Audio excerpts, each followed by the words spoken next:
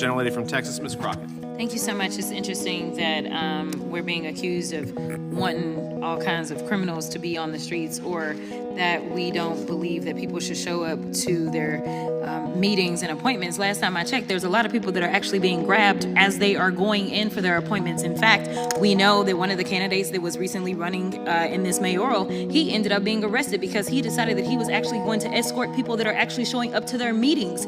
Or we know that the Pope, yes, the Pope himself, decided that the church may need to have people that are going to escort people as they're going into their meetings, because the reality is that what they are claiming what they want to do versus what they're actually doing, the actions don't match up. And while we are supposed to be talking about visas, somehow we continue to cherry pick and talk about one criminal act and another criminal act. And it is so very interesting to me that, yes, we will say people are xenophobic, because when you start to decide that just because somebody came from another country, they are automatically some kind of criminal, that does sound kind of xenophobic to me, because you are using a paintbrush to paint an entire group of people where the vast majority of them are coming here because they are actually seeking a better life. But let me get to what this hearing is supposed to be about. The idea that Trump and my Republican colleagues want to restore integrity and security in the visa process is actually a joke. Let me be clear. Integrity is not snatching lawful visa holders off the streets and throwing them into unmarked vans. Integrity is not revoking visas based on social media posts that hurt somebody's little feelings because kids decide that they want to go after Trump or this administration. We have a thing called free speech in this country.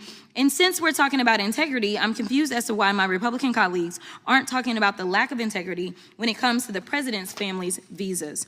Let me remind y'all that Melania, the first lady, a model, and when I say model, I'm not talking about Tyra Banks, Cindy Crawford, or Naomi Campbell level, applied for and was given an EB-1 visa.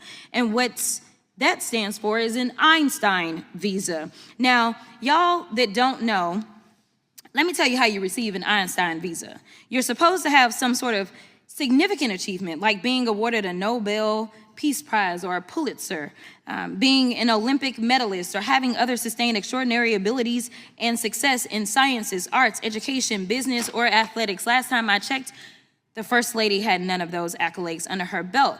It doesn't take an Einstein to see that the math ain't mathin' here. Nevertheless, what Republicans are doing with this reconciliation process, the travel bans and revoking visas, jeopardizes our national security. It threatens our communities, our higher education, and our economy. Visas like the largely vetted J visas for higher education and M visas for trade, training, attract the next innovators, medical providers, researchers, and educators that we need to build on American success.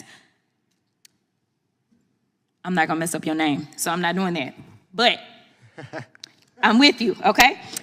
In your experience, do individuals on J or M visas typically improve or impair our economy?